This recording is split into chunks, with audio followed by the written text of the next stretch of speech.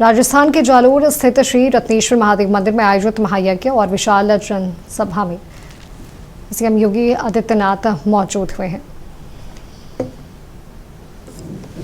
आध्यात्मिक प्रभाव संतों के सानिध्य में, इसीलिए तो कहते हैं कि हमारे ऋषि मुनि जहां पर साधना करते थे उस पूरे क्षेत्र का प्रभाव भी वही आध्यात्मिक प्रभाव इतना प्रभावी होता था कि एक ही घाट पर शेर और गाय दोनों पानी पीते थे। ये आध्यात्मिक प्रभाव यही है। ऋषि मुनियों के आश्रम में जो कहते थे कि एक ही साथ सभी कुछ एक साथ उस आश्रम में निवास करते थे, और भगवान शिव तो उसके प्रतीक जो हैं, देखो ना, मां पार्वती दुर्गा की प्रतीक है, उनकी सवारी शेर है, और भोलेनाथ की सवारी बैल। आप मुझे बताओ, शेर छोड़ेगा क्या?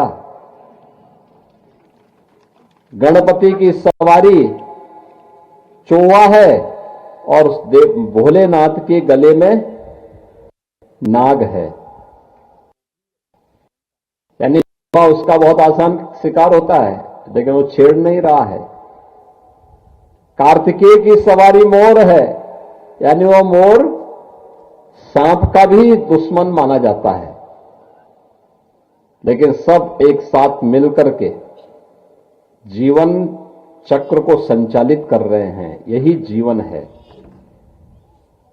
जहां विरोध को भी अपने में समाहित करने की सामर्थ्य हो और समाज की समता मूलक समाज को एकजुट करके हम एकता के सूत्र में आगे बढ़ाएं, और यही भारत है। भारत जिसने दुनिया को जीने की कला सिखाई, जीवन कैसे जिया जाता है, ये दुनिया को भारत ने सिखाया, और इसीलिए दुनिया के अंदर भारत एकमात्र देश है जिस देश के बारे में कहा जा सकता है कि यह देश बना है ऋषि मुनियों की साधना से, वीर और वीरांगनाओं के बल से, अन्नदाता किसानों के परिश्रम से, कारीगरों की उद्यमिता से, हस्तशिल्पियों की हस्तशिल्प से, और श्रमिकों की पसीने से इस देश का निर्माण हुआ है। समाज का हर तबका उसके साथ जुड़ करके जब योगदान, तो वह एक भारत श्रेष्ठ भारत बनता है। हर व्यक्ति के जीवन का यही लक्ष्य होना चाहिए,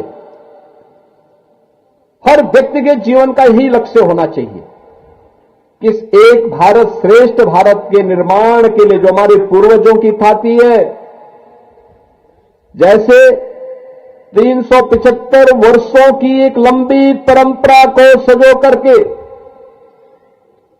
पीर गंगानाथ जी महाराज ने उस परंपरा को उत्सव में बदलने का काम कर दिया।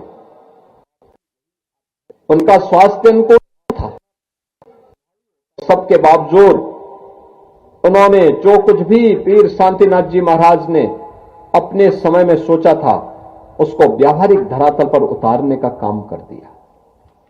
परिणाम आप सबके सामने है।